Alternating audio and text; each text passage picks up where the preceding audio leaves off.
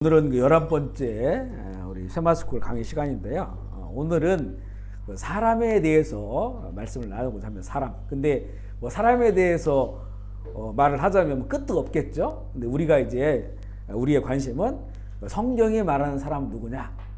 이 부분에 오늘 주제입니다. 성경이 말하는 이 사람은 누구인가 라고 하는 거죠. 우리가 그 로마서 3장 10절로 12절 말씀 한번 읽어볼까요? 시작. 의인은 없나니 하나도 없으며 깨닫는 자도 없으며 하나님을 찾는 자도 없고 다 치우자 함께 무익하게 되고 선을 향하는 자는 없나니 하나도 없도다. 성경에서 말하는 사람은 굉장히 부정적이에요. 그죠? 여기 보면 하나도 없어요. 의인이 하나도 없고 깨닫는 자도 없고 그리고 하나님을 찾는 자도 없고 또 다 치우쳐 있다. 무익하고 선을 행하는 자도 없고 하나도 없다. 우리가 보는 거하고 완전히 다르죠. 뭐 세상은 뭐 선한 사람도 있고 박수를 받는 사람도 있고요. 또 나름대로 여러 가지 좋은 평가들을 많이 하는데 성경의 평가는 이렇다는 거예요. 이렇다. 원래는 이런 모습이 아니었다는 거잖아요. 그런데 이렇게 되어졌다라고 말씀하고 있어요. 근데 이렇게 하나님의 평가죠. 사람이 누구인가에 관한. 근데 이렇게 자신을 이렇게 인정하고 참 살아갈 수 있느냐. 이것이 인정되지 않으면 내가 누구인지가 온전하게 하나님께서 조명해 주시는 그 말씀으로 나를 알지 못하면 나에 대한 이게 인식이 달라지고 이게 왜곡되고 잘못되었으면 그 인생은 계속 그 왜곡된 인생을 살아가야 되잖아요. 그러니까 나를 안다는 거 참 중요하다. 특별히 이제 무엇보다도 우리 이제 믿음으로 신앙을 걷고 있는 우리들은 성경이 말하는 사람, 결국 사람은 나죠. 내가 누구인가를 아는 것이 참 중요하다. 이 누가복음 15장에 보면 탕자의 이야기가 나와요. 탕자가 이제 집을 나갔고 그리고 나가서 이제 허랑방탕하게 유산 받은 거 다 쓰고 그리고 이제 아주 가난해지고 정말 이제 짐승만도 못한 돼지 울간에서 돼지가 먹는 주업 열매를 먹는. 그러니까 이게 과거에는 정말 그 좋은 아버지, 부귀한 아버지 집의 아들이었단 말이에요. 그런데 그때는 내가 누군지 몰랐잖아요. 집을 나가서 이제 짐승과 같이 돼버리니까, 물론 돼지가 되는 건 아니지만 짐승과 같은 그런 삶의 자리를까지 떨어진 상태에서 그때 이제 탕자가 자기 발견을 해요. 자기 인식을 하게 된 거예요. 누가복음 15장 17절 한번 읽어볼게요. 시작. 이에 스스로 돌이켜 이르되 내 아버지에게는 양식이 풍족한 풍물이 얼마나 많은가. 나는 여기서 주려 죽는구나. 스스로 돌이켜서 이제는 깨닫게 됐어요. 근데 자기가 누군지를 깨닫게 됐는데 누구를 통해서 깨닫게 됐냐면 아버지의 관계를 통해서. 그러니까 사실은 나의 인식은 아버지가 누구였는가라고 하는 것에 방점이 있는 거예요. 그죠? 창조주 하나님, 내 아버지, 그분을 올바로 알아야 내가 누군지를 아는 거예요. 그러면서 이제는 잘못된 관계. 전에는 이 아들에게 아버지는 아버지의 집에서 있는 게 뭐라고 식상했어요. 아버지는 너무 거룩해요. 그리고 아버지는 참 바른데 그 아버지 밑에 살아가는 거는 아들 입장에 숨 막힐 수가 있어요. 그 친구들 보니까 자유롭게 살거든요. 놀기도 하고 친구들이랑 놀고. 그런데 우리 집은 아버지가 딱 정해놓은 규율이 있어요. 그러니까 이게 힘들어요. 그죠? 저도 옛날에 그랬던 것 같아요. 그죠? 이게 집이 교회 안에 있었거든요. 교회 안에. 교회 안에 있다가 이제는 대학 3학년 때인가 그 교회 옆에 했는데 그 앞쪽에다가 주택을 진 거예요. 그러면 교인들이 수시로 왔다 갔다 새벽부터 다 보이잖아요. 그러니까 이렇게 이제 그거가 이제 아버님이 보시기에는 흐트러져 보이기 싫은 거예요. 우리 가족이. 우리 사남매인데. 그래서 겨울에도 이렇게 그 뭐 보일러 이런 거를 세게 안 틀어놓으니까 당시에는 그 구조적으로 그렇고 추워요. 이불 뒤집어 쓰고 있으면 싫어하세요. 그리고 늘 깨끗해야 되고 신발을 항상 신발장에 넣어야 되고 교인들이 뭐 스스로 왔다 갔다 하시니까 주일날은 뭐 교회 일을 하다 보면 뭐 없잖아요. 그럼 주택에 들어와가지고 부엌에 있는 거 꺼내가고 이런단 말이에요. 수시로 왔다 갔다 하니까 그냥 늘 깨끗해야 돼. 이런 게 이제는 자라면서 막 너무 싫었던 거예요. 나는 여기 나오는 아버지 참 거룩한 아버지잖아요. 이 아들의 이 방황 이해가 되는 거였죠. 그런데 그때는 온전한 인식을 못한 거예요. 나에 대해서. 얼마나 지금 내가 그런 아버지 밑에서 잘 살아가고 있는지, 그 아버님의 그 은혜와 사랑 안에서 내가 거룩하게 자라고 있다고 하는 것을 모르는 거죠. 근데 이제 집을 나갔단 말이에요. 그러고 나서 정말 돼지처럼 그런 삶을 살다 보니까 자기를 알기 시작하는데 그 알미 아버지의 그 관계를 통해서 내 아버지가 누구인가를 알면서 또 아버지와 나와의 관계가 회복되면서 자기가 온전한 나를 알게 되는 거예요. 그 부분을 우리가 본 것이고요. 그래서 이 탕자의 자기 발견은 아버지에 대한 바른 인식과 그리고 아버지와 바른 관계 맺음의 그것으로부터 시작되는 거예요. 사람은 의외로 자신이 누구인지를 바르게 알지 못해요. 여러분 동의하시죠? 거기에 끄떡거리시죠? 그죠? 동의하신 줄로 알고 있어요. 의외로 그러니까 내가 나를 아는 것 같은데 이게 거기 나와 있죠. 바르게 알지 못한다는 거예요. 되게 왜곡되게 알고 있어요. 우리 어렸을 때 보면 어른들이 농담삼아 그렇게 얘기해요. 이게 자녀들이 쭉 있는데 안 닮은 애들 있잖아요. 안 닮은 애들이 나올 수 있어요. 부모님을 안 닮거나 그러면 너 이렇게 안 닮아서 너 다리에서 주워 왔어 이런단 말이에요. 저 다리 밑에서 주워 왔다고. 그 아이들한테는 그게 진짜인 줄 알아. 그런 친구가 있었어요. 그때부터 이 삶이 굉장히 비참해지기 시작하는 거예요. 농담으로 한 얘기인데 그렇게 한 반복적으로 여러 번을 들으면 진짜 나는 이 가족이 아니고 다리 밑에서 주워온 아이로 알고 있는 거예요. 자기 인식이 그렇게 왜곡된 거야. 그러면 이 친구가 살아갈 때 얼마나 힘들겠어요. 나중에 그거 농담인데라고 알게 되었을 때 그 황당함과 그거에 매몰돼 사는 거예요. 매몰돼서 바로 그와 같다는 거지. 내가 나를 알죠. 근데 바르게 알아야 된다. 바르게 알기 위해서는 정말 여기 있는 누가복음 15장 아버지죠. 하나님에 대한 바른 인식, 그분과의 나와의 바른 관계의 그 맺음을 통해서만이 내가 누구인지를 바로 알 수 있다라고 하는 것이죠. 우리 지난번에도 주일 말씀에 함께 나눴지만 우리 그런 얘기 많이 해요. 그 사람은 그 사람만 모른다고. 그 사람만 몰라. 우리는 옆에 사람 아는데 그 사람은 모른다. 모르니까 계속 반복적으로 그 얘기를 할 때 대부분 부정적인 그런 의미예요. 그죠? 저 사람이 계속 그렇게 하는데 본인은 그렇게 하면서 본인 입으로는 그렇게 하는 사람들에 대해서 부정적으로 얘기를 하는 거야. 저 사람이 왜 그런지 모르겠다. 그런데 그 사람도 그렇게 하고 있는 거예요, 보면. 그러니까 주변에서는 자기만 자기를 모르는 거야. 근데 그렇게 말하는 사람들도 자기만 자기 모르는 게 있고. 마찬가지란 말이에요. 우리도 마찬가지고 모두가 다 옆에서 객관적으로 보는 사람들은 내가 누구인지 그게 완전하게 아는 건 아니지만 나의 단점이나 이런 걸 안단 말이에요. 근데 나는 그걸 모르는 거예요. 그런데 동일하게 다른 사람의 동일한 문제들은 뚜레 지적한단 말이죠. 그것에 대해서. 결국에는 우리 모두가 나를 모른다는 거예요. 내가 모르는 영역들이 있다는 거죠. 알고 있는 것 같은데 모르는 그런 영역들이 있다는 거죠. 결국 이거는 그렇게 내가 누구인지를 온전히 바르게 알지 못하면 그러면 이제는 왜곡되게 알고 있으면 왜곡된 삶을 계속 살아갈 수밖에 없는 그리고 지금 자기의 많은 문제들이 있는데 그 문제를 알지 못하고 그 문제를 극복해내지 못하고 계속 그 문제의 길로 가는 거예요. 이게 이제 자기 발견, 자기 인식이 그래서 중요하다라고 하는 거예요. 창세기 3장 9절 말씀 읽어보게요. 시작.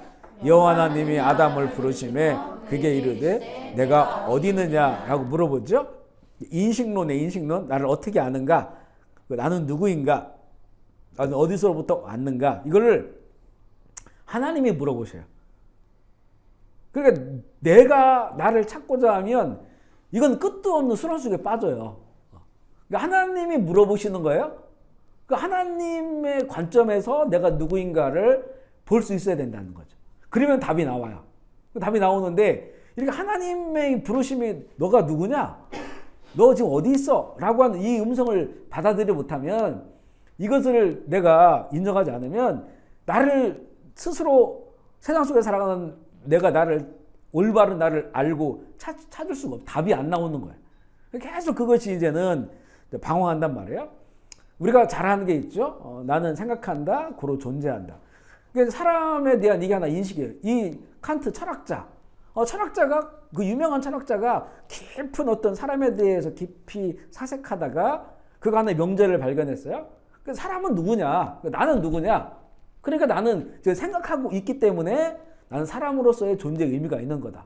저 짐승 동물들은 우리와 같은 생각을 하지 못하지 않느냐. 본성은 있지만.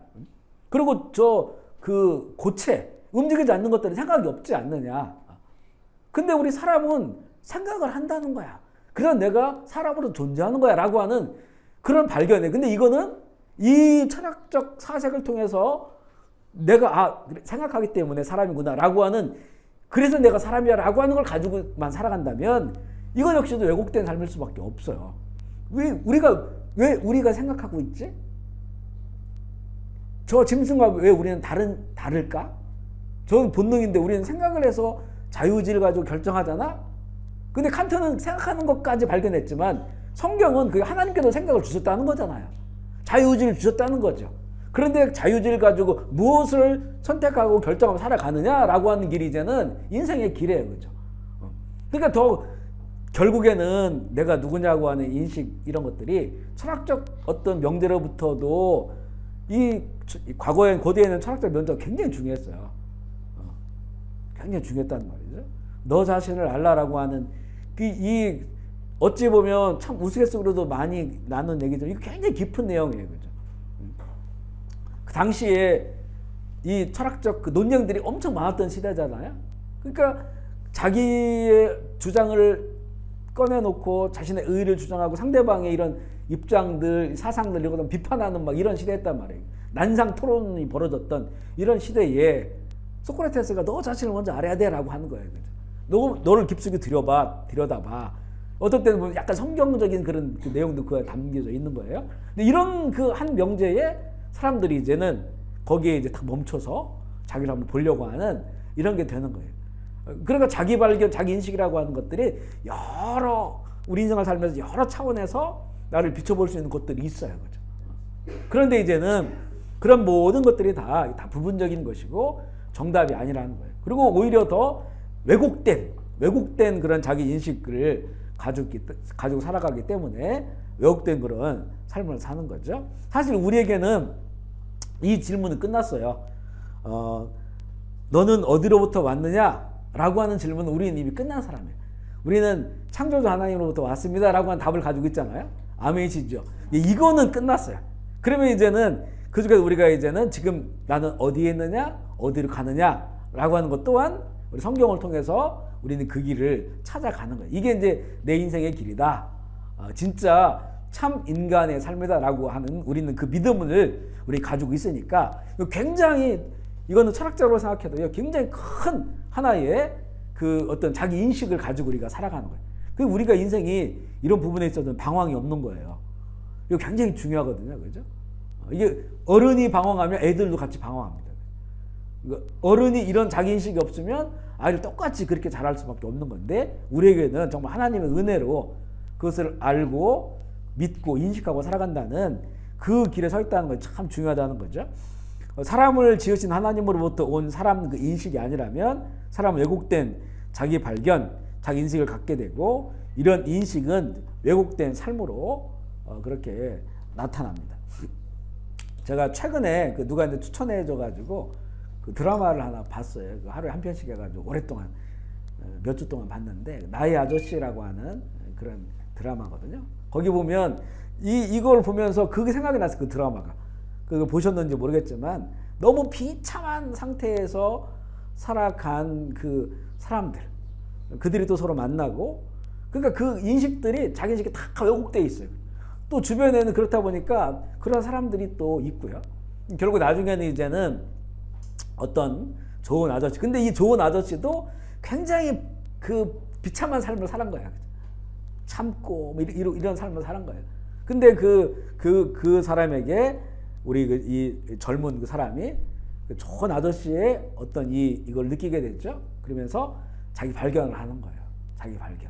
그 나중에는 정말 행복을 향해서 나아가는 그런 삶의 변화로 나아가는 좀 그런 내용이죠.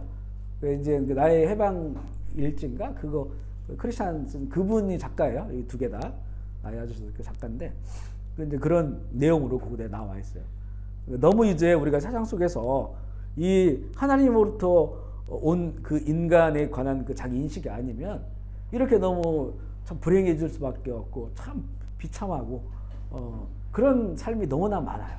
너무 많다. 이건 나이도 상관없더라고요. 어려서부터 청소년 때부터 청년 때부터 그런 자기 인식을 가지고 있으니까 또 그런 열매가 나타나요. 좀 안타깝죠.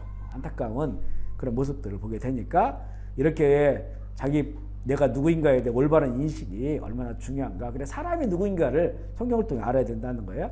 성경을 통해서 말씀하신 사람은 누구인가? 첫 번째가 하나님의 형상으로 지어진 사람이다. 아멘이시죠? 너무 좋은 걸로 출발을 하는 거예요. 우리가 본질이 이런 거다. 사람이 세상이 아무리 썩고 문드러지고 또 불행하고 또 처절하지만 그러나 성경은 우리에게 말해요. 우리는 하나님의 형상으로 지어진 자들아. 이 형상 이미지 하나님 이미지로 지어졌고 하나님의 영이 들어와서 살아있는 그런 그 영적 존재로 지어졌다. 너무나 긍정적이잖아요. 이게 파괴됐다는 게 이제 참 문제예요. 우리 너무나 잘하지만 그래서 하나님 형상으로 지어졌다고 하는 지어진 사람의 의미는 뭐냐면 먼저는 하나님의 영으로 영적인 존재로 그렇게 지어졌다. 창세기 1장 27절 시작. 하나님이 자기 형상 곧 창조하시되 남자와 여자를 창조하시고 2장 7절 읽어볼까요? 시작. 여호와 하나님이 땅의 흙으로 사람을 지으시고 생기를 그 코에 불어넣으시니 하나님의 형상이 되니라. 하나님의 형상으로 하나님의 이미지로 보면요 우리는 이렇게 서 있잖아요. 두 발을 땅에 짚고 서 있어서 우리는 하늘을 보기가 쉬워요. 얼마나 하늘을 볼 수 있어요. 근데 네 발 들린 짐승들은 하늘을 보면 죽어요. 목이 꺾어져 가지고 하늘을 못 봐요. 그 네 발 들린 짐승이 뒤집어지는 걸 가장 무서워하잖아요. 하늘을 보려면 뒤집어져야 되는데 뒤집어질 수가 없어요. 하늘에 나는 새들은 땅을 보지 하늘을 못 봐요. 그죠? 멀리는 보지만 독수리 같은 경우는 또 바닷속에 있는 생물은 더 하늘 보기가 어렵죠. 물론 볼 수는 있겠지만 그러나 눈이 이렇게 우리처럼 자유자재로 움직이는 것이 아니니까. 그러니까 이게 사실 짐승들도 하나님이 흙으로 지었어요. 그죠? 흙으로 지었어요. 6일째. 네 발 달린 짐 똑같이. 사람도 흙으로 지었고 짐승도 흙으로 지었고 그리고 짐승들에게도 생육하고 번성하라고 하는 복을 주셨어요. 그래서 짐승들이 생육하고 번성하잖아요. 그러면 이렇게 보면 그 사람하고 거의 그 차원이 같은 거 아니냐 볼 수 있는데 6일째 지어졌고 흙으로 지어졌으니까. 근데 이제 여기 차원이 다른 거예요. 다른 거예요. 이 사람은 두 발로 이렇게 서 있는 것이고 그리고 하늘을 볼 수가 있어요. 그리고 가장 중요한 거 있죠? 자유의지를 주셔서 하나님 영이 이제 들어와서 하나님 형상대 하나님처럼 지어진 거 이미지도 생긴 모습도 그렇고 그리고 이제 하나님의 영이 들어왔으니까 자유의지를 가지고 하나님은 아니지만 하나님처럼 생각하고 판단하고 결정할 수 있는 이게 이제 짐승들하고는 엄청난 차이가 나는 거예요. 우리 그 짐승들을 아무리 훈련시키고 또 이렇게 해도 정말 우리 자녀들만큼이라도 우리 짐승들이 막 나이가 많은 거북이는 500년을 산다고 하지만 훨씬 더 많이 살지만 그렇다고 우리 조그만한 자녀들처럼 우리가 감기할 수도 없어요. 그 짐승들은. 이거는 차원 자체가 훈련 통해서 본능적인 자극과 훈련을 통해서 뭔가를 좀 변화를 줄 수 있지만 이게 스스로 뭔가를 판단하고 결정해가지고 할 수 있는 게 없어요. 그죠? 이렇게 차이가 많이 난다는 거예요. 왜냐하면 하나님의 형상으로 지어진 것이기 때문에. 그죠? 하나님 형상으로. 모든 게 다 하나님의 작품이지만 하나님의 형상으로 지어진 그 사람. 이렇게 차원이 다르다. 그러니까 사람은 그 하나님이 가지고 있는 그 차원에서 물론 하나님은 안 해요. 그 완전함 이건 아니지만 하나님의 차원에서 하나님과 교제할 수 있는 그런 그 특별한 존재로 만들어졌다는, 이게 사람이라는 거죠. 얼마나 긍정적이고 얼마나 아름답고 얼마나 위대한 그런 존재인가. 성경이 말하는 사람은 그 사람이 누군지를 우리가 볼 수가 있고요. 그리고 보면 이제 영적 존재예요. 그러니까 사람은. 그래서 사람을 말할 때 성경은 영, 혼, 육 이런 존재를 말해요. 이걸 분리하는 게 아니고 사람이라면 마땅히 이 육체, 그죠? 혼은 이 짐승들도 혼이 있어요. 물론 이거는 서로가 다른 거예요. 보세요. 우리가 아이의 생각하고 어른 생각이 같습니까? 다르죠. 그거 마찬가지예요. 아이가 가지고 있는 혼, 그리고 어른이 가지고 있는, 어른들도 다 달라요. 더 깊이 생각하고 사색하는 이런 사람들의 혼과, 그냥 일반적으로 이 막 사는 사람하고 이거 다르단 말이에요. 생각이 달라요. 그죠? 이렇게 혼도 각자가 다 다르단 말이에요. 그런데 짐승도 마찬가지. 짐승도 혼을 가지고 있어요. 생육하고 번성하니까 그것을 위해서 혼을 준 거예요. 그걸 어떤 그 본성이라고 말할 수 있겠죠? 그런데 이거는 또 사람과는 또 완전히 달라요. 어린 아이들과도 또 달라요. 그죠? 이렇게 다르다. 그래서 혼은 이렇게 각자가 다 다릅니다. 짐승들도 다 다르고 그 혼은 고유한 그 사람의 것이에요. 그것입니다. 고유한. 오늘 요즘 우리가 있는 민수기에도 보면 그 모세에게 준 영을 하나님께서 그 70명의 그 어른들, 이렇게 선택한 어른들에게 나눠주겠다는 거잖아요. 영은 나눠줄 수가 있어요. 왜냐하면 하나님의 것이니까. 하나님으로부터 와서 모세에게도 부어주고 또 그 같은 직임을 감당해야 될 사람들의 하나의 영을 부어주실 수 있어요. 나눠줄 수 있어요. 근데 혼은 안 돼요. 혼은 내 거예요. 내 거. 내가 그동안 자라오고 배우고 공부하고 생각하고 그거는 다른 사람한테 나눠줄 수가 없어요. 다 달라요. 혼은. 짐승도 혼이 있다. 그 짐승은 보통 본능적. 하지만 그 안에서도 번식하고 또 나름대로 주어진 건 삶을 살아가잖아요. 짐승들도. 그런 것이다. 하지만 이거는 차원이 다르다라고 말할 수 있는 것인데요. 우리 전도서 3장 21절 읽어볼게요. 시작. 인생들의 혼은 위로 올라가고 짐승의 혼은 아래로 그 땅으로 내려가는 줄을. 그러니까 다르다는 거예요. 그죠? 짐승들도 6째 날 창조되어서 생육하고 번성하고 하나님께 복을 주셨단 말이에요. 하지만 이건 차원이 달라요. 이 사람의 혼은 하늘로 올라가고 짐승의 혼은 땅으로 떨어지는 줄 알지 못하느냐. 그러니까 이거는 차원이 다르다는 거예요. 그렇게 볼 수가 있고요. 그런데 이게 인간이요. 인간이 정말 타락하면 짐승처럼 돼버리는 거죠. 짐승은 하늘을 볼 수가 없다겠죠. 하늘을 못 보고 안 보고 그냥 땅의 것만 생각하고 살아가는 거예요. 이게 이제 창세기 6장이죠. 6장. 사람이 하나님의 영이 내가 다시는 잊지 않겠다. 그러니까 이제는 짐승처럼 다 돼버린 거예요. 세상이. 결국 이제 심판할 수밖에 없는 그런 상황이 된 것이고요. 우리 데살로니가 전서 5장 23절 시작. 평강의 하나님이 신이 너희를 온전히 거룩하게 하시고 또 너희의 온 영과 혼과 몸이 우리 주 예수 그리스도께서 강림하실 때 흠없게 보존되기를 아멘이시죠. 우리가 나는 영과 혼과 몸을 가지고 있는 존재고 이것을 우리가 반드시 이해해야 돼요. 이해해야 된다. 또 이것을 우리 자녀들에게도 가르쳐 줘야 돼요. 그래서 우리가 이제는 영적 존재라고 하는 것은 영이 하나님으로부터 왔으니까 하나님을 알고 또 하나님을 만나고 하나님의 감동을 받는 그 영역이 영이에요. 영. 눈으로는 보이지 않죠. 근데 이 영이 맑고 이 영이 하나님과 이렇게 깊은 관련이 있어야만이 혼, 마음, 생각, 양심 그것이 영의 지배를 받아요. 그렇게 되면 내 육신도 따라와요. 이게 이제는 하나님이 창조한 영적 인간이에요. 영이 우리의 생각과 마음과 우리의 모든 인생을 이끌고 가는 거예요. 아멘이시죠? 이게 온전한 그 사람이야. 하나님께서 창조하신 사람. 근데 이게 무너졌지만 하나님은 예수 그리스도를 통해서 다시 그것을 하나님의 형상으로 회복시키기를 원하시는 거죠. 우리가 이제 완전하진 않지만 그 형상으로 회복되어 가고 있는 거예요. 그래서 어떤 때는 지금도 어떤 때는 이 혼이 생각과 마음이 육신의 그 본성 이걸 자꾸 따라가려고 하는 거죠.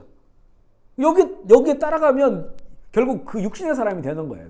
그런데 우리에게 임한 믿음으로 우리에게 온 그 하나님의 영이 그래서 자꾸 예배드리고 성경 읽고 또 묵상하고 이렇게 모여서 공부하고 이런 게 중요한 게 결국 이것을 통해서 이것을 견인해 나가는 거예요. 그죠? 견인해 나가. 성령의 하나님 보내는 그 역사가 강해지고 견인해 나간다. 그러면 안 믿는 사람들은 어떨까? 이걸 참 이게 저도 이거를 이 부분에 대해서 안 믿는 사람들의 영은 어떻게 될까라고 하는 부분에 묵상도 해보고 이렇게 쭉 생각해 보는데요. 그러니까 표현은 영이 죽었다라고 표현을 하는데, 근데 이게 이제 그렇다고 그 속에 하나님스러운 것이 아무것도 없느냐 이렇게도 말할 수는 없는 거예요. 왜냐하면 이 땅에 태어나서 존재하는 사람은 그 속에 그래도 아무리 약한 사람도 선한 게 있어. 그러니까 우리가 그런 거 많이 보잖아요. 막 이 연쇄살인범인데 자기 아들, 딸에 대해서는 막 사랑해. 그 보호해 주려고 하고 그들이 나를 알면 어떻게 할까 막 두려워하고 선한 게 있어요 그 안에. 그냥 짐승같이 않다는 거예요 사람은. 짐승하고 똑같이 않다는 거예요. 그거는 우리가 이제 이 표현으로는 영이 죽었다고 하지만 죽어 있는 게 아니고 영이 잠재되어 있는 거예요. 잠재되어 깨어나지 못하는 거지. 완전히 그 육신의 어떤 그 욕망과 욕정에 사람들 가면 갈수록 더 깊은 그런 이 육신의 것에 빠져들어가고 있는 것이지, 우리 속에 하나님의 그 영이, 하나님의 그 형상으로 태어난 하나님의 영이 그냥 제로가 된 사람은 없다. 그게 1, 2밖에 안 돼서 그렇지. 그걸 이제 우리가 하나님의 영이 죽었다라고 표현은 하지만, 그러나 완전히 제로 상태는 아니라는 거예요. 이렇게 좀 표현해야 맞겠다 싶은 생각이 들어요. 이게. 뭐 명확하게 뭐라고 말할 수는 없지만, 이게. 그렇기 때문에 그게 제로는 아니고 그래도 우리에게는 만약에 그 하나님의 영이 어떨 때는 70%가 내 안에서 살아 역사하셔서 영적 사람이 될 수 있고, 아니면 20%밖에 교회 다니지만 해서 아직은 온전히 견인하지 못해내는 지금 영적 전쟁이 치열한 이런 삶일 수 있지만, 안 믿는 사람들에게는 그렇지만 제로는 아니고 1, 2 던지 그 하나님의 영이 그곳에 계시니까, 그러니까 이분들이 가능성이 있는 거잖아요. 아무리 악한 사람들일지라도 예수 그리스도의 복음을 듣고 변화된 사람이 있단 말이에요. 내 안에서 이게 요동치지 아니하면, 아무것도 없다면, 하나님을 알려고 하는 게 아무것도 없다면 이게 가능하겠냐는 거죠. 결국은 우리 안에 태어난 모든 사람들에게는 일단 이렇게 선하게 태어난 거예요. 그죠? 물론 이게 이제 원죄라고 하는 죄를 가지고 태어나지만, 그렇다고 해서 완전 죄에 빠진 존재로가 아니라 가능성들을 가지고 태어나는 거예요. 그렇죠? 내가 죄인으로, 완전히 극악한 죄인으로 갈 수 있는 가능성, 원죄를 가지고 있고, 또한 내 안에 하나님의 영이 계셔서 또 하나님의 사람, 영적 존재로 살아갈 수 있는 그 가능성도 가지고 있다는 거예요. 그런 사람에 대해서 우리가 뭔가 쉽게 판단하기가 어려운 거예요. 이 부분에 대해서. 명확하게 이 사람은 하나님의 영이 없다 이렇게 말하기도 어렵고요. 그죠? 그러니까 결국은 하나님의 심판이 그게 올바르다는 거죠. 만약에 태어났는데 하나님의 영이 그 사람에게 아무것도 제로가 돼서 태어났다 그러면 그분이 나중에 심판받으면 뭐라고 하겠어요? 억울하지 않겠어요? 나에게 하나님으로서 내가 왔다며, 근데 내가 하나님을 알만한 게 아무것도 없는데 내가 어떻게 예수 믿고 구원받을 수 있겠냐, 항의할 수 있잖아요. 그런데 하나님의 그 심판이 공의로운 것은 모두에게, 온 세상도 하나님의 것이니까 하나님 알만한 것들이 깃들여져 있고, 그리고 그것을 보면서 내 안에 있는 하나님의 영이 얼마든지 볼 수 있는 가능성들을 내재하고 있다는 거예요. 이걸 굳이 하나님의 영이다라고 표현할 수 있는데, 하지만 이게 아직은 이제 죄와 함께 있으니까 이게 이제 그걸 깨트리지 못하는 거잖아요. 그런데 우리가 복음을 듣고 예수님을 믿을 때 이게 깨져버리는 거예요. 깨지면서 하나님의 영이, 뭐 이런 표현이 맞을지 모르겠지만, 활성화되고 운동력 있고, 그래서 이제는 하나님의 세계에 확 빠져 들어가는 거죠. 그리고 이게 더 이제 강렬해지면 세상을 이기고 이런 죄악을 이길 수 있는 그런 사람으로 살아가는 거예요. 우리 인생을 쭉 돌이켜보면 아마 그런 거 느낄 겁니다. 그죠? 지금 이 나눈 말씀의 기준으로 봐서. 저도 마찬가지고요. 마찬가지입니다. 제가 이렇게 막 방황할 때, 그때 정말 하나님 없다, 성경책 찢어가지고 버리고 막 이럴 때, 그때도 전에도 한번 얘기한 것 같아요. 중학교 때 이제 방언 은사를 받았는데 한 번씩 누워가지고 술에 잔뜩 취해가지고 누워서 방언이 되나 해봐요. 이렇게 방언이 돼. 어? 그러니까 내가 그렇게 보세요. 혼적으로 그러니까 정신, 사상, 또 마음 이런 것들이 하나님 없어. 하나님 죽었어. 이게 결정했단 말이에요. 선택했단 말이에요. 그런데도 방언이 되는 거예요. 혼자. 그때는 뭐 믿음이 없으니까 이게 하나의 증거거든요. 샤라샤라하게 되니까 야, 여기 하나님 여기 뭐 계신가 보다. 계신가 보다. 아마 그것이 살려준 것 같아요. 그죠? 살려준 것 같아요. 그때는 막 불면증에다가 편두통에다가 너무너무 참 힘들었어요. 20대 그 중반으로 가면서. 그죠? 이게 사는 것이 좋은 건지 죽는 것이 좋은 건지 모를 정도로 그렇게 삶의 의미가. 그런데 그래도 그걸 붙잡으신 것이 하나님의 영이 이 안에 있었던 거예요. 그러니까 저 개인의 이렇게 봤을 때 정말 하나님의 영을 가지고 있는 거예요. 그죠? 다 있어요. 근데 그게 너무나 우리 의지나 이런 이성이나 이런 것들이 다른 쪽으로 다 가버리니까 이게 지금 숨죽이고 있는 거지. 숨죽이는. 근데 이게 나중에 이게 하나님의 말씀으로 성령으로 딱 들어오니까 이제는 뭐 변할 수 없는 사람이 되더라고요. 그렇죠? 변할 수 없는. 다시 이제 그런 곳에 빠지지 않는 사람이 참 된다. 하나님의 그 영과 혼과 육의 존재다. 이걸 우리가 알아야 되고 그리고 우리 자녀들에게 가르쳐줘야 돼. 우리가 그런 존재다. 영적 인간이 되어야 된다는 거고요. 우리 전도서 12장 7절 말씀 읽어볼까요? 시작. 흙은 여전히 땅으로 돌아가고 영은 그것을 주신 하나님께로 돌아가기 전에 기억하라. 아멘이시죠? 영은 하나님으로부터 온 것이다. 모든 사람이 하나님의 영을 지니고 있다라고 하는 거고요. 고린도서 2장 12절 시작. 우리가 세상의 영을 받지 아니하고 이제 하나님으로부터 온 영을 받았으니 이는 우리로 하여금 하나님께서 우리에게 은혜로 주신 것들을 알게 하려 하시니. 이 말씀의 전제가 뭐냐면 하나님의 영이 아닌 다른 영이 있다는 거잖아요. 그죠? 다른 영. 그러니까 이게 어려운 거예요. 다른 영에 사로잡히면 하나님의 영이 일할 수가 없다는 거죠. 그게 영은 두 개밖에 없다겠죠. 중간지대가 없다겠죠. 하나님의 영이냐 아니면 다른 영이냐 세상의 영이냐. 그래서 이게 무서운 거예요. 빠지면 세상에 빠지면 영적인 것이기 때문에. 영적이라고 하는 말은 내 마음대로 안 된다는 거예요. 그렇죠? 내가 선택한 것 같지만 결국은 거기 빠져들어가 가지고 벗어날 수 없는 그런 다른 영. 우리는 하나님부터 온 영을 받았다. 이건 우리가 이제 거듭난 사람들을 말하는 거겠죠. 거기서 하나님의 영을 받아서 우리 안에 이미 우리 안에 계신 하나님의 영이 더 활성화되고 더 풍성하게 되고 그래서 이제는 그리스도인의 길을 걷는 것이고 우리 오늘 읽은 거네. 민수기 11장 25절 시작. 여호와께서 구름 가운데 강림하사 모세에게 말씀하시고 그에게 임한 영을 70장로에게 임하게 하시니 영이 임하신 때에 그들이 예언을 하다가 다시 하지 아니하리라. 모세에게 주신 영을 다른 70인에게 얼마든지 나눠줄 수 있고 또 말세는 만민에게 부어준다고 했잖아요. 모든 육체에게 얼마든지 하나님께서는 그 영을 부어주실 수 있는 거예요. 그러니까 이미 내 안에 영을 가지고 있고 또 믿음으로 그 영이 부어진다면 얼마나 더 그죠? 영적 사람으로 살아갈 수 있겠어요. 또 이 영이 우리 속에 있는 영을 깨우치는 거죠. 우리 속을 깨우쳐서 하나님의 사람으로 살아갈 수 있도록 하나님이 영적이죠. 그 영은 영적이라고 하는 거는 이거는 영원하다는 거예요. 죽지 않는 거. 육체를 가지고 살아가는 사람이 어떻게 하나님을 만나고 사랑하고 교제할 수 있을까? 우리 안에 있는 하나님의 영이 하나님을 인식하는 거예요.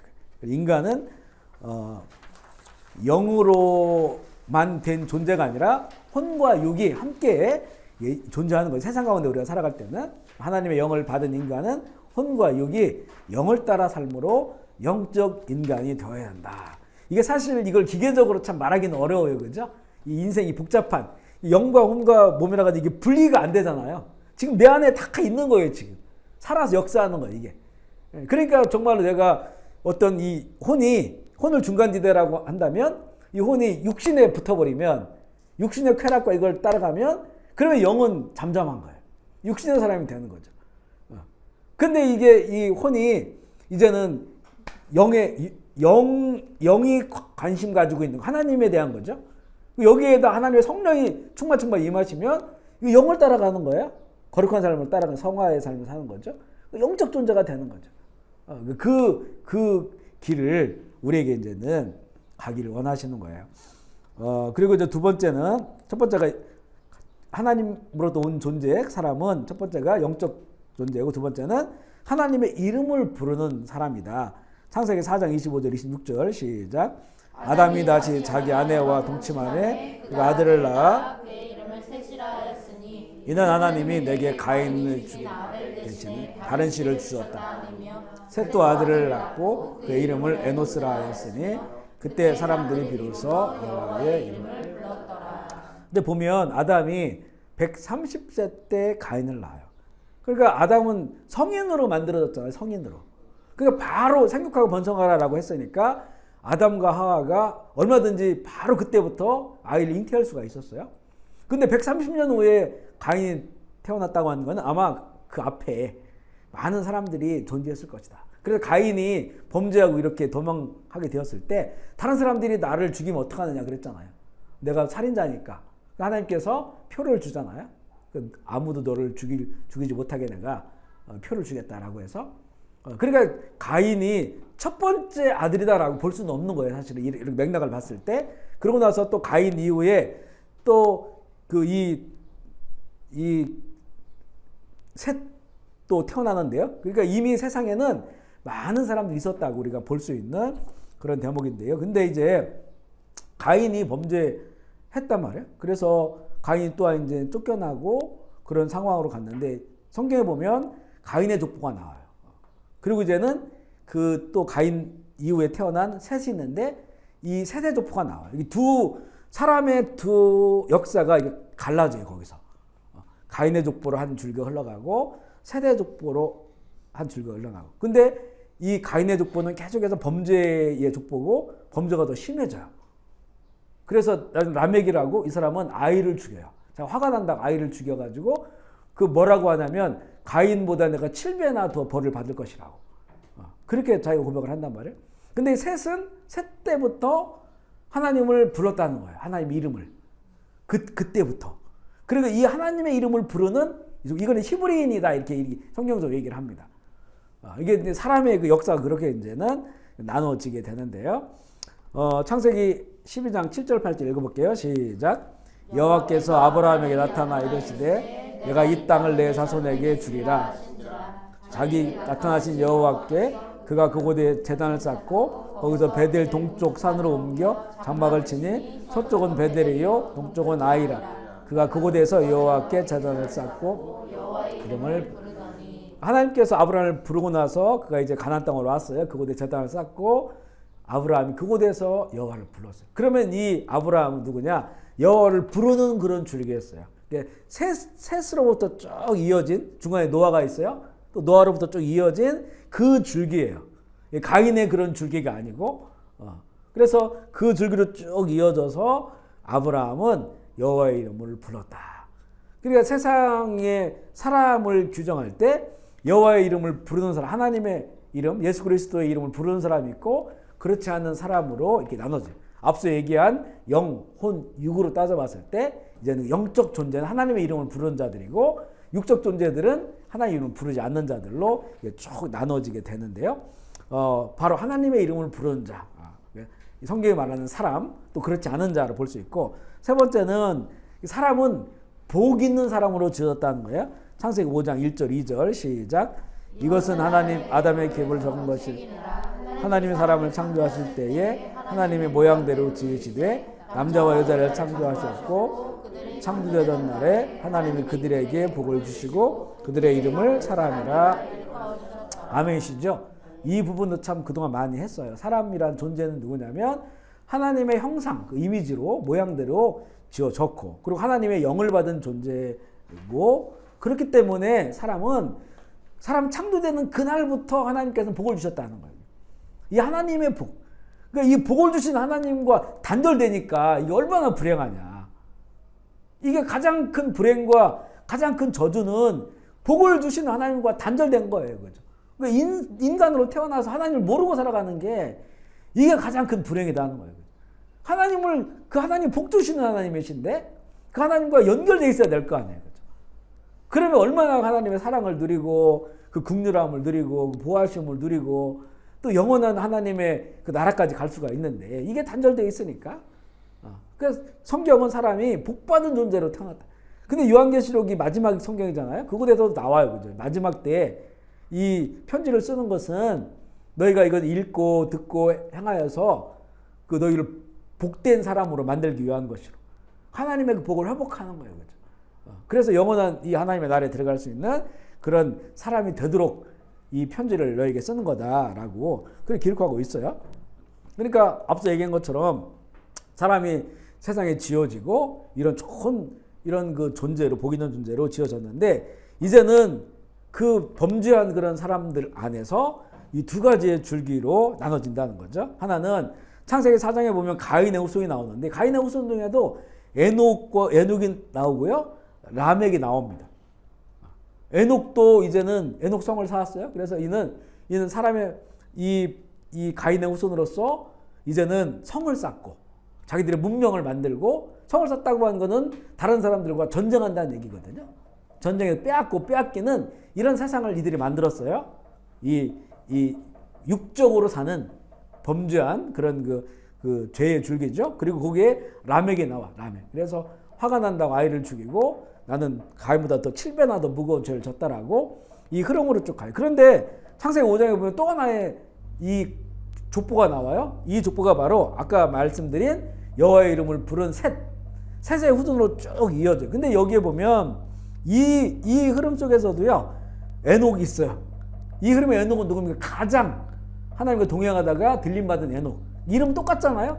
똑같은데 에녹은 선생이라고 하는 그 의미가 있어요. 먼저 된 사람. 근데 이쪽에 먼저 된 사람은 성을 쌓았어요. 그리고 그때부터 싸우고 전쟁한 거예요. 근데 이쪽에 에녹은 하나님과 동행하다가 들림받았어요. 그 라멕이 나와요. 라멕 똑같이. 이쪽 라멕은 가인보다 훨씬 더 큰 무거운 죄를 져서 7배나 더한 형벌을 받아야 된다고 그렇게 고백하고 있는데 여기 그 라멕은 노아의 아버지예요. 노아의 아버지. 그러니까 이 그런 흐름으로 이렇게 쭉 이어오게 무드셀의 아들이 라멕이고 라멕의 아들이 노아예요. 그런데 에녹으로부터 흐른 거죠. 이렇게요. 그렇게 이제 두 줄기로 이렇게 나오게 됐는데 그런데 창세기 6장에서 이게 합쳐져 버려요. 창세기 6장 2절 3절 시작. 하나님의 아들들이 사람의 딸들의 아름다움을 보고 자기들이 좋아하는 여호와께서 이르시되 영원히 사람과 함께하지 아니하니 그들이 육신이 됨이라. 그러한 그들의 날은 120년이 되리라 하시니라. 이 말씀을 잘 봐야 돼요. 하나님의 영이 영원히 사람과 함께하지 않겠다라고 하면 그러면 이제 하나님의 영이 사람에게 없네 이게 아니고요. 여기 나온 그 시대의 사람들 같은 사람들이 육신이 돼버린 사람들. 하나님의 영을 하나님의 영에 대해서는 완전히 관심이 없고 이 육체적 욕망을 따라 살아간 이런 육신과 같은 사람들에게 내 영이 함께하지 않겠다는 거예요. 이렇게 이제는 말씀을 주죠. 그런데 이곳에서도 노아가 있어요. 노아 앞서 얘기한 거룩한 줄기에 그 줄기만 살아남았어요. 노아의 가족들이. 그러나 다시 세상이 시작되는 중에 그 노아의 줄기를 통해서 이 아브라함 하나님께서 부르신 거예요. 부르신다. 그래서 이제는 이제 부르신 사람으로서의 또 그 줄기가 이어지게 되고요. 두 번째 보면 첫 번째는 그 영적인 사람이라고 했죠. 하나님 형상으로서 영적 사람. 두 번째는 육으로 사는 사람. 성경에 말하는 사람은 육으로 사는 사람이다. 창세기 6장 3절 다시 읽어볼게요. 시작. 여호와께서 이르시되 나의 영이 영원히 사람들과 함께하지 아니하냐 그들이 육신이 되니라. 그러나 그들의 날은 120년이 되리라. 육신의 사람은 하나님께서 내버려 두신다고 그러시는 거예요. 근데 이제 이걸 영원토록 내버려 두는 건 알겠지만 안 되기 때문에 내버려 둔다는 거예요. 거룩한 육이. 그러니까 하나님께서 내버려 두는 인생을 사는 거야, 이게. 육신에 빠져 사는 사람들은 그 로마서에 이제 이 내용이 나오는데요. 먼저 뭐에 내버려 두냐면 네 마음대로 살아봐라 이거예요. 마음의 네 정욕대로.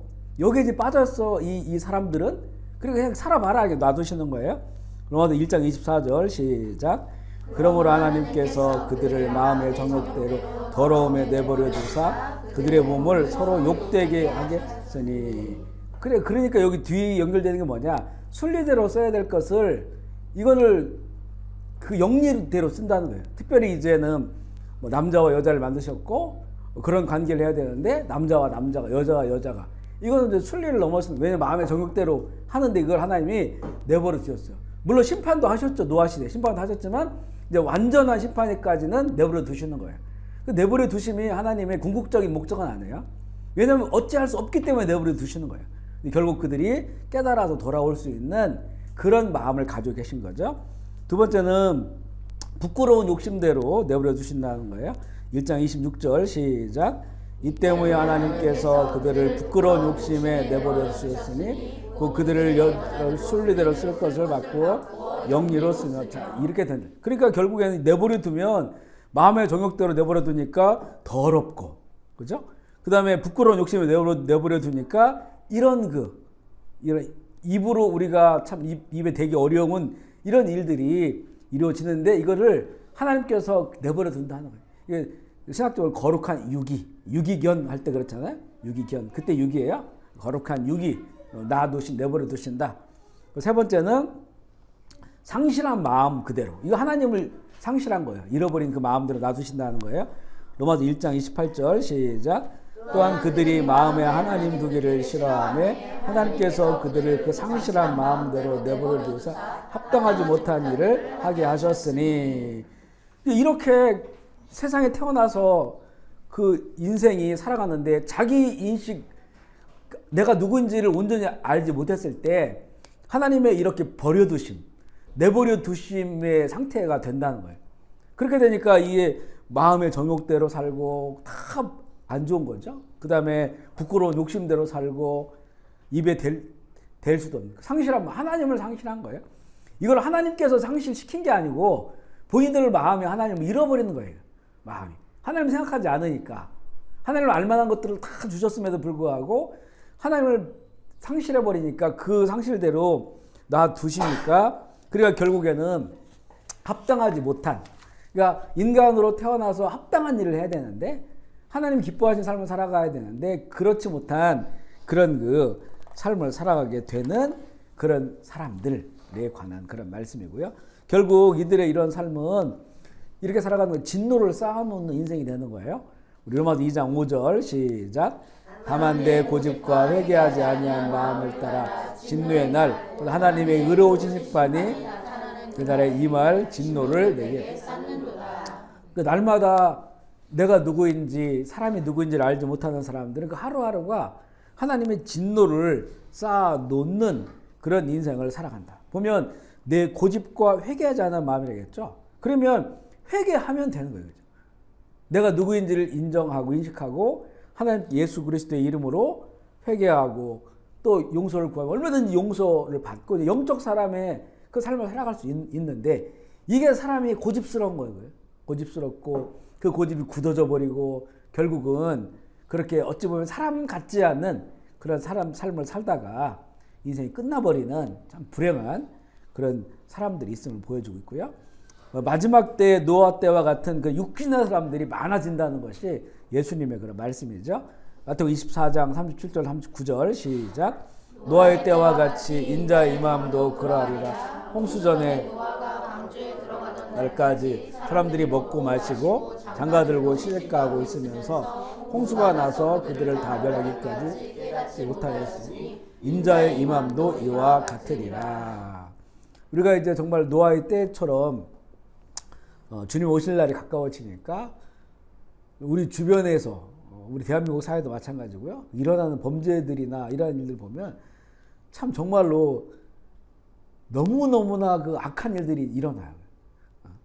아이들을 이렇게 대한 거, 또 이런 범죄들, 정말 이 전에는 뭐 몇 년에 한 번 나올까 말까 하는 그런 그 극악한 그런 범죄들이 이제는 막 일반적으로 그것들이 이루어지고요. 뭐 사람의 인격이라든가 이런 것들은 사람으로 취급하지도 않고, 그죠?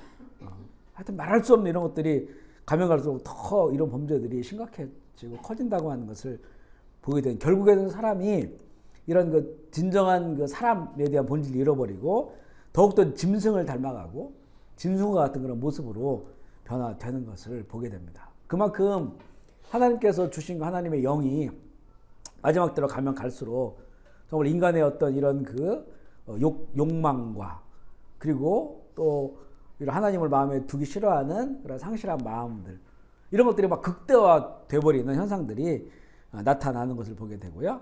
세 번째는 이제는 부르심을 받은 사람. 첫 번째 영적 존재로서의 사람, 두 번째는 육신을 따라가는 사람, 세 번째는 이제 부르심을 받은 사람이다. 부르시고 믿음으로 의롭다 하심을 얻는 사람. 우리 창세기 12장 1절 2절 시작. 여호와께서 아브라함에게 이르시되 너는 너의 고향과 친척과 아버지의 집을 떠나 내가 내게 보여줄 땅으로 가라. 내가 너로 큰 민족을 이루고 내게 복을 주어 내 이름을 창대하게 하리니 너는 복이 될지라. 하나님께서 아브라함을 부르셨어요. 아브라함이 뭐 아무것도 없는데 다른 사람들이랑 똑같은 마음을 가지고 하는데 그렇게 하나님이 부르셨다고 볼 수가 없죠. 왜냐 아브라함이 그 뒤에 인생을 봐도 마찬가지고요. 하나님께서 부를 만한 그런 사람이었었던 거예요. 그에게 이 하나님을 향한 그런 믿음이 있었다는 거죠. 그 아브라함의 가족이 아버지가 우상을 만드는 그런 가족이라고 얘기를 하잖아요.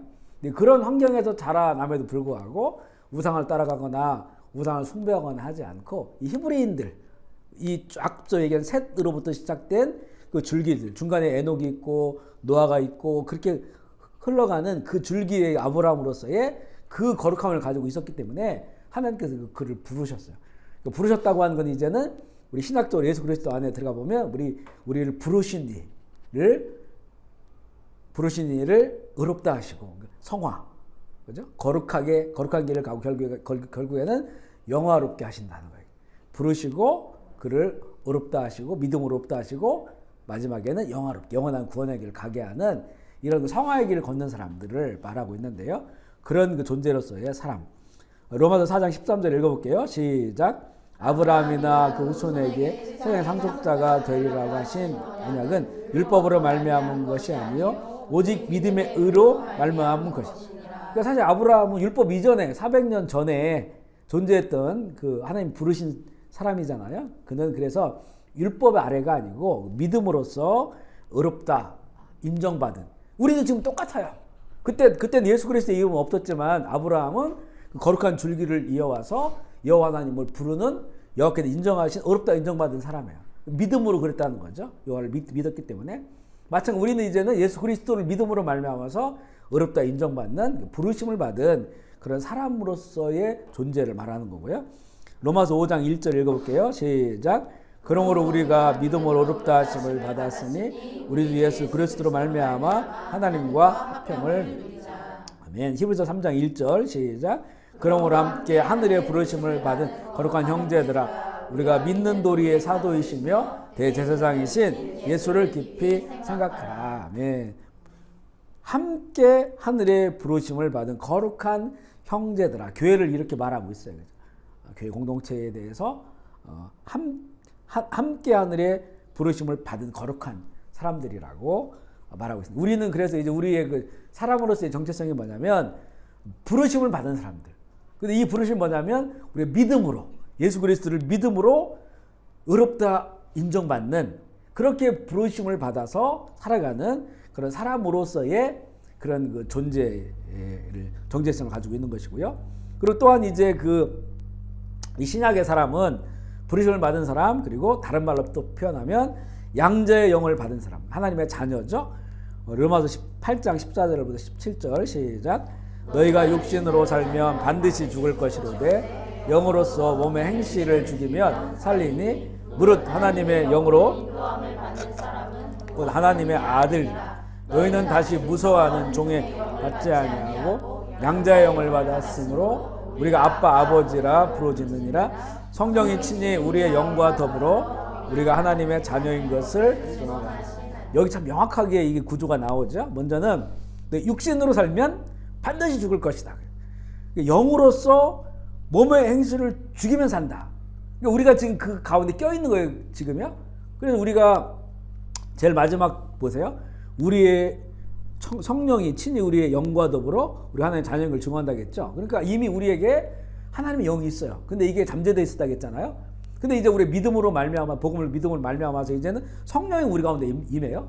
그러니까 우리 하나님의 영이 있었고 성령이 또 우리 안에 들어오셔서 하나님의 자녀인 것을 증언하시고 자녀로 살아가게 하는 그런 삶을 살아가게 되는 거예요. 그런데 이렇게 이제 믿음의 삶을 살음에도 불구하고 아직도 우리 육이 살아있잖아요. 죄된 본성이 살아있어요. 그러니까 이걸 자꾸 키우면, 죄된 본성을 키우면 결국 우리도 영적인 걸 잃어버리는 거예요. 영적으로 못 사는 거죠. 풍성한 영적 삶을 살지 못하니까 그래서 우리 육체, 이 욕실의 행실을 죽이라는 거예요. 그러니까 우리가 가면 갈수록 이제는 더 영적인 사람이 되기 위해서는 이 육신의 욕망들, 내가 육신으로 살아왔던 것들을 죽이고 점점 더 멀리하고, 그리고 이제 우리가 이제 아들의 영 성령을 우리 안에 계시니까 성령으로 말미암아서 하나님께 주신 그 영과 함께 더불어서 이제 영적 그런 존재로서의 삶을, 이게 더 하지 말아야 될 것, 더 해야 될 것이 우리는 분명히 정해져 있잖아요. 더 하면 이거는 이제 하나님의 자녀도 풍성한 영적인 삶을 누리게 되는 거예요. 근데 여기 걸 더하면 그러면 이게 이제 이 영적 전쟁이 자꾸 지는 거예요. 영적 전쟁이 지면서 자꾸 육신에 끌려가고 구습에 따라가고 이렇게 돼서는 안 된다는 거죠. 그래서 그렇게 되면 너희들이 성령으로 시작해서 육체로 마치겠느냐라고 하는 그 사도 바울의 그런 그 근심이 그런 사람들에게 있는 거예요. 우리는 우리의 존재가 누군지를 알고 우리가 이제는 부르심을 받은, 믿음으로 의롭다 부르심을 받은 그런 영적 존재, 그리고 우리에게 성령이 부어졌어요. 아들의 영. 그래서 우리 하나님의 자녀로서의 걸맞게 합당하게 그런 영적 삶을 살아가야 되는 존재구나라고 하는 그런 인식들이 우리에게 있어야 되고요. 그 다음에 이제는 세 번째는 거듭난 사람. 같은 말인데 여러 가지 표현을 하는 거예요. 거듭난 사람들, 성화의 길을 가는 사람들이에요. 로마서 8장 30절 시작. 또 미리 정하신 그들을 또한 부르시고 부르신 그들을 또한 어렵다 하시고 어렵다 하신 그들을 또한 영화롭게 하셨느니라. 아멘이시죠. 우리가 지금 어디 있느냐면 미리 정하신 그들을 부르시고, 우린 부름 받았어요. 부름 받은 사람들을 의롭다 하심이 바로 성화의 성화, 거룩하게 된 거예요. 거룩한 길을 걷는 거예요. 그런데 아직은 영화롭게 하셨다라고 하는 여기까지는 못 간 거예요. 지금 우리가 영화의 날까지, 완전한 구원 그 날까지 우리가 가야 된다는 거예요. 지금 거기 우리가 걷고 있는 길이 바로 여기에요. 지금 나는 지금 어디에 있느냐라고 묻는다면 나는 지금 성화의 길을 걷고 있습니다 라고 말할 수가 있어요. 영화의 그 날까지, 완전한 구원의 날까지 우리가 걷고 있습니다 라고 말할 수가 있어요. 나의 지금 사람으로서의 존재는 이 부르심을 받고 의롭다 여기심을 받으며 거룩한 길을 가고 있는 그런 그 사람이다 라고 하는 그런 그 인식이 있어야 되고요. 히브리서 2장 11절 읽어볼게요. 시작. 거룩하게 하시는 이와 거룩함을 입은 자들이 다 한 근원에서 앉아라. 그러므로 형제라 부르시기를 수고하지 아니하시고, 거룩하게 하시는 이, 성령님, 하나님, 그리고 거룩함을 입은 자, 성화의 길을 걷고 있는 자, 이게 다 한 근원에서 나온 거예요. 한 근원. 하나님부터 나왔으니까 그러므로 이제 우리 형제, 그러니까 예수님도 하나님의 아들이잖아요, 그죠? 아들이, 우리도 하나님의 자녀들. 그러니까 한 근원에서 나와서 우리가 이것을 이제는 그 길을 걷고 있는 그런 거룩한 사람들. 그리고 이제 최종적으로 네 번째죠. 이 영화의 사람이죠. 천국에서 영원히 사는 사람, 이 존재예요. 첫 번째는 주 안에서 죽은 자들. 중요한 게 주 안에서 죽은 자들이에요. 주 안에서 죽는다는 건 주 안에서 살았다는 거잖아요. 주 안에서 살다가 주 안에서 죽은 자들. 그들이 이제는 영화의 그 삶으로 가는 거예요. 천국 가는 겁니다. 계시록 14장 13절 시작. 또 내가 들으니 하늘에서 음성이 나와서 이르되 기록하라. 지금 이 주 안에서 죽은 자들은 복이 있도다 하시매 성령이 이르시되 그러하다. 그들이 수고를 그치고 쉬리니 이는 그들의 행한 일이 따름이라 하시죠. 아멘이시죠. 바로 여기서 보세요. 지금 이후로, 이때가 언제죠? 이 편지를 쓸 때가 2000년 전이에요. 예수님 하늘로 올라가시고 모든 일 다 마치시고 하늘 올라가시고, 그리고 이제 이 편지를 쓴 거잖아요. 이때부터 주 안에서 죽은 자들이 복이 있다. 그러니까 태초에 천지를 창조하시고 사람에게 복을 주셨잖아요. 근데 그 복이 하나님 형상을 회복되는 거예요. 복 있는 자들. 그러니까 그들이 이 땅 가운데 주 안에 살다가 주 안에 죽으면 그들이 복 있는 거죠. 왜냐하면 그들이 이제는 다 이 땅의 수고를 그치고 쉬게 된다. 영원한 안식, 천국에 들어가게 됨을 말씀하고 있고요. 그 다음에는 이제 들림받는 사람들은 아주 특별한 사람들이에요. 데살로니가전서 4장 16절 17절 시작. 주께서 호령과 천사장의 소리와 하나님의 나팔 소리로 친히 하늘로부터 강림하시리니 그리스도 안에서 죽은 자들이 먼저 일어나고 그 후에 우리가 살아남은 자들도 그들과 함께 구름 속으로 끌어올려 공중에서 주를 영접하시리니 그리하여 우리가 항상 주와 함께 있으리라. 아멘이시죠. 죽은 자들도 먼저 일어나 그들이요 부활하는 그 후에 우리 살아남은 자들도 그들과 함께 구름 속으로 끌려 올라가서 공중에서 주를 영접한다. 그러니까 두 가지 케이스의 부활이에요. 하나는 죽은 자들의 부활, 일반적인 거죠. 근데 어느 세대 어느 시간에 특별한 사람들이 있는데 이들은 살아서 가는 거예요. 에녹처럼, 엘리야처럼 이런 사람들이 있다는 거예요. 그러니까 이런 사람 참 특별한 사람들이죠. 그리고 정말 에녹과 같이 살았던 사람들이에요. 그런 사람들이 또 있음을 말씀하고 있고요. 예수님도 이제 그런 말씀이 마태복음 24장 40절 41절 시작. 그때 두 사람이 밭에 있음에 한 사람은 데려가고 한 사람은 버려둠을 당할 것이요 두 여자가 맷돌질을 하고 있음에 한 사람은 데려가고 한 사람은 버려둠을 당할 것이니라. 딱 이걸 보면 엘리사와 엘리야가 같이 있었어요. 근데 이제 물론 이제 그게 서로 막혔어요. 이거 회오리 바람이 불고 엘리사가 근처로 못 들어오게. 그 봤죠, 근데 봤는데 그 앞에서 엘리야가 들림을 받았어요. 회오리 바람 타고 이제 이 불병거 타고 올라갔단 말이에요. 근데 엘리사는 남았죠. 물론 엘리사는 그걸 보면서 더 믿음을 갖게 됐죠. 엘리사는 더 훌륭한 이런 선지자가 되었어요. 그러니까 예를 들면 우리는 정확하게 몰라요. 이게 언제 이런 일이 있을지 모르겠지만 만약에 이런 일이 있고 먼저 있고 그리고 예수님의 완전한 재림이 있는다면 이 사건이 물론 이제 이 사건이 뭐 엄청 왜곡을 하겠죠. 외계인이 뭐 왔다 갔다든가 뭐 엄청난 일들이 있겠죠. 그리고 얼마나 들림 받을지 모르겠어요. 에녹처럼 산자들이 들림 받은데 이거 어마어마하게 많은 사람들이 들림 받는다면이야. 그러면 놀라운 사건이 되겠지만 소수라고 한다면 그러면 이게 묻혀버릴 수도 있죠. 얼마든지 왜곡할 수가 있는 거예요. 근데 이제 그러고 나서 예수님의 재림이 만약 그 뒤에 있다고 한다면 이 사건이 아마 안 믿는 분들, 교회에 다니지만 잘 안 믿었거나 이런 사람들에게 큰 자극이 될 수도 있죠. 자극이 될 수 있습니다. 어떤 선교사님이 그 형제가 있는데 본인은 이제 잘 믿고 이 선교사님이 됐는데 그 형님이 너무 안 믿으시는 거예요. 그죠? 가족도 다 믿는 가족이긴 한데 너무 마음이 굳어지고 방황하고 막 이런 분이었어요. 그래서 이렇게 편지를 써놨대요. 어느 날 내가 사라지면 이걸 읽으라고. 그 선교사님에게도 혹시 내 세대에 이런 일이 일어날 수 있다. 그 미리 이걸 써놓으면 성경 봐도 안 믿으니까 써놓으면 이제 좀 없어졌을 때 정말 주님 말씀이 다 이루어진 거다. 그러니까 꼭 예수 믿어라. 이렇게 마음으로 써놓으셨다고 하는 분 있으시더라고요. 물론 이제 이런 때들이 물론 성경에 나온 일이니까 얼마든지 반드시 일은 일어나겠지만 이거와 재림에 얼마나 이게 시점이 어떻게 되느냐. 그래서 뭐 그 예수님의 재림을 뭐 휴거 전이냐, 뭐 휴거 후냐 이렇게 쭉 뭐 말씀하시는 여러 가지 그 이유들이 있고 또 그 근거를 볼 수 있는 성경 구절이 있는데 사실 모르겠어요.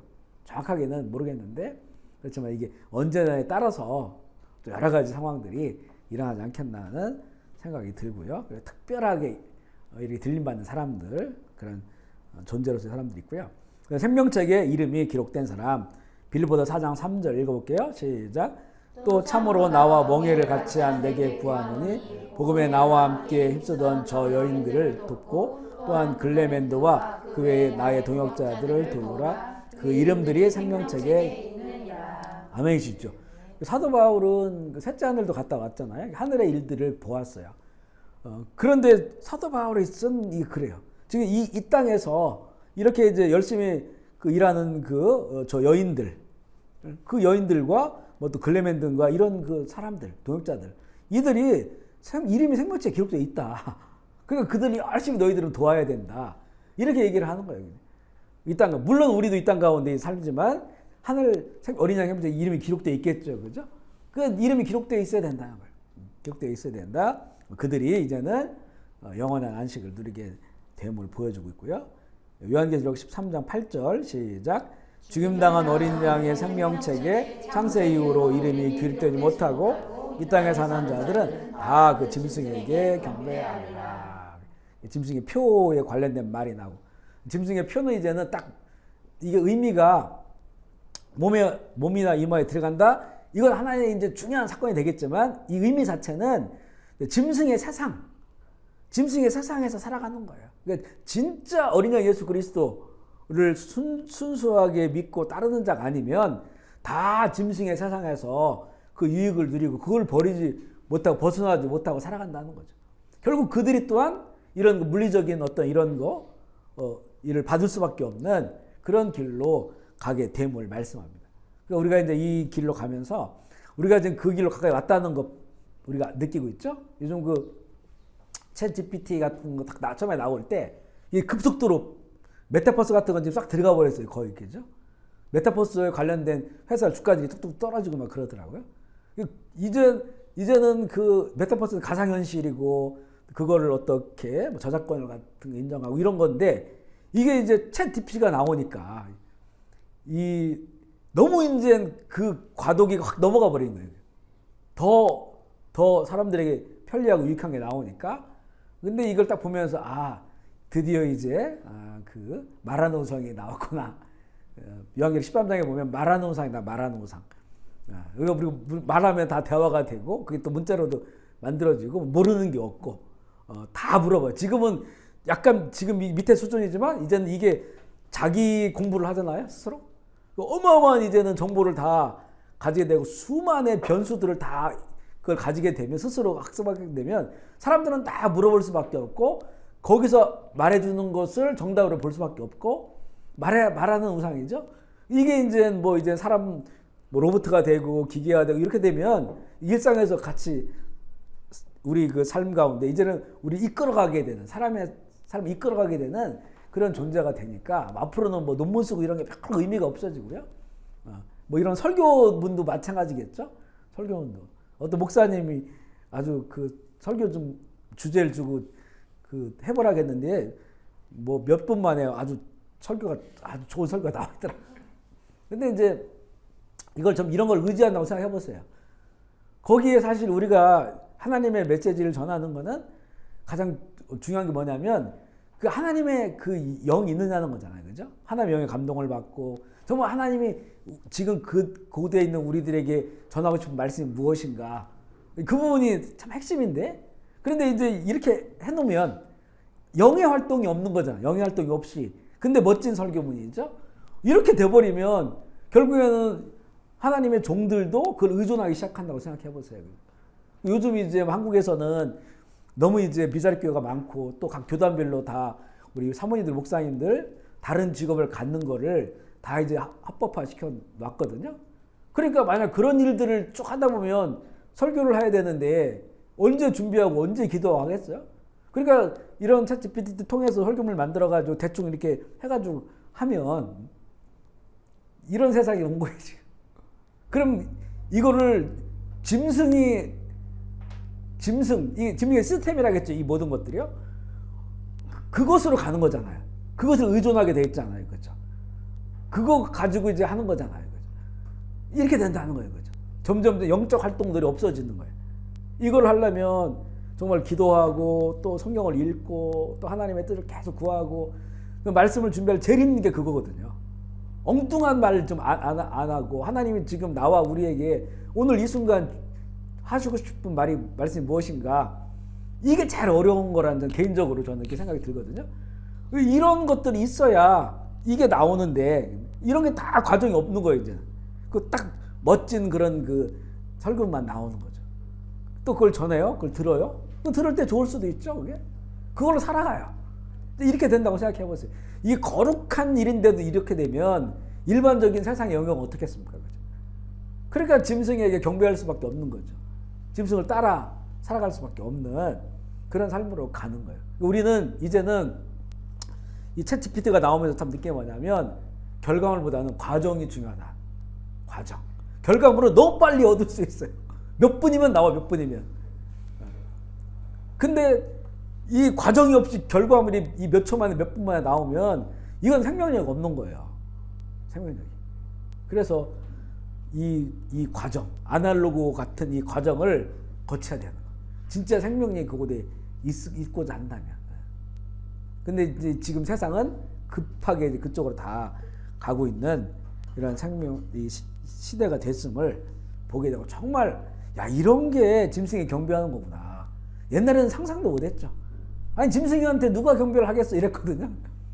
다 짐승에게 경배할 수밖에 없는 그런 세상이 되어버렸습니다. 우리 계시록 20장 12절 말씀 읽어볼게요. 시작. 또 내가 보니 죽은 자들이 큰 자나 작은 자나 그 보좌 앞에 서 있는데 책들이 펴 있고 또 다른 책들이 펴 있으며 그 생명책이라 죽은 자들이 자기 행위를 따라 책들에 기록된 대로 심판을 받으니 두 개라겠죠. 어린 양의 생명책에 있는 자들은 사실 심판을 받지만 이건 심판 받는 게 아니에요. 심판이 지나가는 거죠. 왜냐하면 이 어린 양의 생명 이름이 기록된 분들은 이거는 영생으로 가는 거니까 이건 심판은 그냥 관통하는 거예요. 지나가는 거고 이제는 그렇지 않은 사람 생명책 이름이 기록되지 않는 자들은 또 하나 책이 있어. 행위로 행위들이 다 기록된 이게 이제 뭐 평생 이제 그 행위들이 다 기록되어 있으니까 이 행위가 생각하는 거 말하는 거 마음의 뭔가까지 다 기록되어 있어요. 이거는 하나님 거기서부터 우리가 뭘 한다고 보시기 때문에 행위라는 게 우리는 이제 행동으로만 하지만 하나님은 생각과 마음부터 보시기 때문에 다 기록되어 있어요. 이거 가지고 이제는 공정한 심판을 받는 거예요. 형벌을 받게 되는 거니까. 그러니까 우리가 자꾸 회개하고 죄씻음 받는 게 그래서 중요한 거예요. 중요하다. 계시록 21장 27절 시작.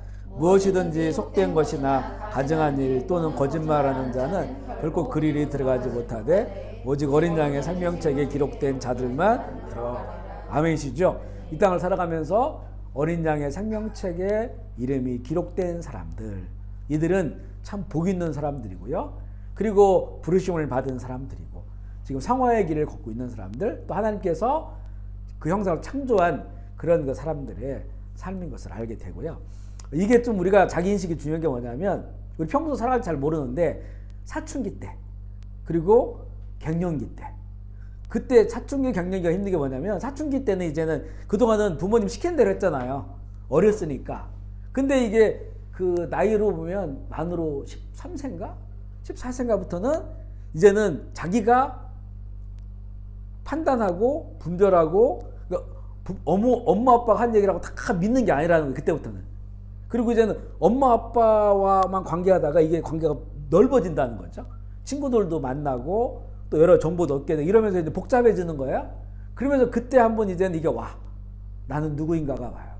내 이제까지 그 부모님을 통해서 받았던 거 배웠던 이게 진짠가? 라고 하는 것들이 혼동이 오는 거예요. 방황한 사춘기. 그러니까 갱년기 때 이게 또 안 와요.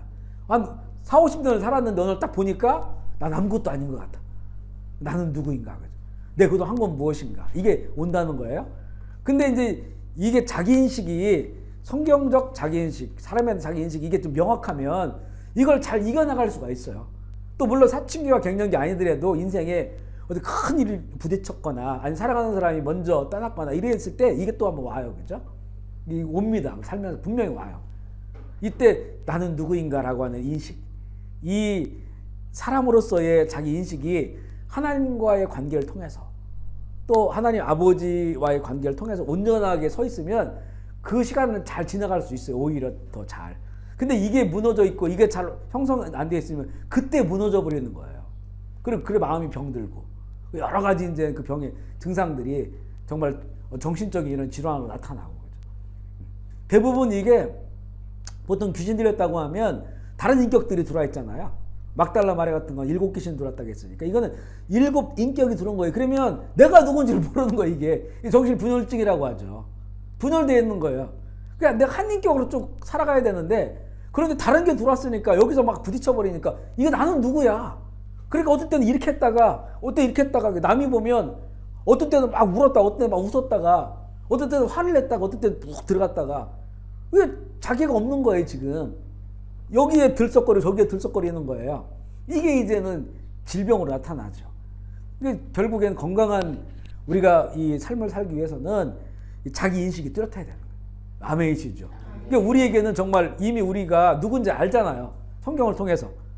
그리고 이거는 나도 마찬가지고 우리의 자녀들한테도, 그러니까 우리 자녀들에게 하나님 너를 사랑하셔, 이런 말들이 되게 참 좋은 거예요 사실은. 애가 막 힘들어하고 어려울 때 부모님도 나를 사랑해, 이것도 참 좋죠. 근데 하나님 너를 사랑하셔. 예수님이 너를 위해 지금도 중보기도 하고 계셔. 아빠 엄마도 잘 모르겠어, 정답은 모르겠지만 하나님께 너를 맡겼어. 하나님 분명히 좋은 길 인도하실 거야.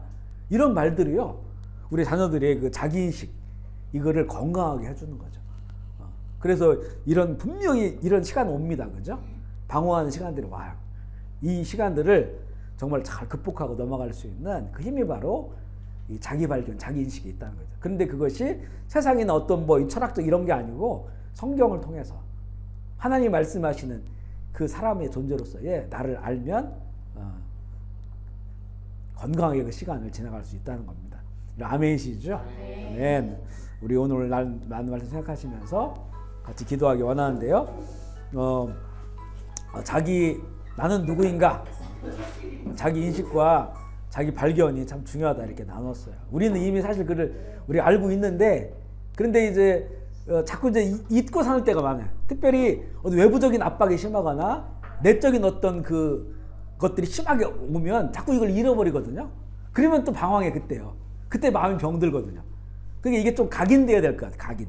내가 누구인가? 나는 누구인가? 사람으로서 어디에 서 있고 어디를 향해 가는, 이게 좀 뚜렷하면 그러면 이거 나갈 수 있는 힘이 있는데, 오늘 함께 기도하시면서 하나님의 말씀을 통해서 우리가 말씀을 비춰주신 내가 누구인지, 내가 어디로부터 왔고 어디에 서 있고 어디로 가야 되는지 이것을 좀 명확하게 알고, 또 나와 우리 가족들, 우리 자녀들, 또 우리 공동체 안에 이런 하나님으로부터 볼 수 있는 자기 발견, 자기 인식으로서 건강한 삶 살아가게 하옵소서. 이런 기도의 제목으로 우리 같이 기도하시겠습니다. 하나님 아버지 감사합니다. 우리에게 오늘 또 말씀을 통해서 내가 누구인지, 또 사람은 무엇인지, 우리가 어디로부터 와서 또 어디에 서 있고 어디를 향해 가는지를 알게 하신 주님 감사합니다. 나에 대한 바른 인식을 갖게 하여 주옵소서. 나를 발견할 때 주님 말씀을 통하여, 성경을 통하여 성경이 제시하시는 그 사람의 모습, 하나님의 자녀로서의, 하나님의 형상으로서의, 또 영적인 존재로서의 어린 양의 생명체 이름이 기록된 자로서, 또 영원한 영화의 날을 향해 걷고 있는 그런 사람으로서의 내가 그렇게 살아가고 있음을 잘 인식하고 주님 뜻과 그 말씀에 따라서 온전한 바른 길을 걸어갈 수 있도록 주 인도하여 주옵소서. 하나님, 우리가 인생길을 살다 보면 정말 이런 물음에 부딪힐 때가 있습니다. 나는 누구인지 멈출 때가 있고 방황할 때도 있습니다. 우리와 우리 자녀들 또한 그 길을 가게 되는데, 주님, 우리가 온전히 하나님을 통해 나를 인식하고 그 바른 나에 대한 인식을 가지고 있어서 그런 모든 시간들 속에서도 방황하지 않고, 우리에게 주어진 이 짧은 시간들, 주님, 이 시간들 흐트러지지 않고 하나님 기뻐하신 사람으로서 하나님 나라의 아름다운 것들을 쌓아놓는 정말 하나님의 사람들, 복 있는 사람들, 행복한 사람들이 되게 하여 주시옵소서. 오늘도 특별히 귀한 장소를 사용하게 하신 주님 감사합니다. 이곳 가운데 복과 은혜를 더하여 주시고 함께 일하는 사람들 행복하게 일하게 하시고, 또 주께서 이곳에 소문나게 하시고 많은 사람 오고 가게 하셔서 그런 것들로 풍성한 삶을 누릴 수 있도록 주여 인도하여 주시옵소서. 감사를 드리며 우리 구주 예수 그리스도의 이름으로 기도합니다.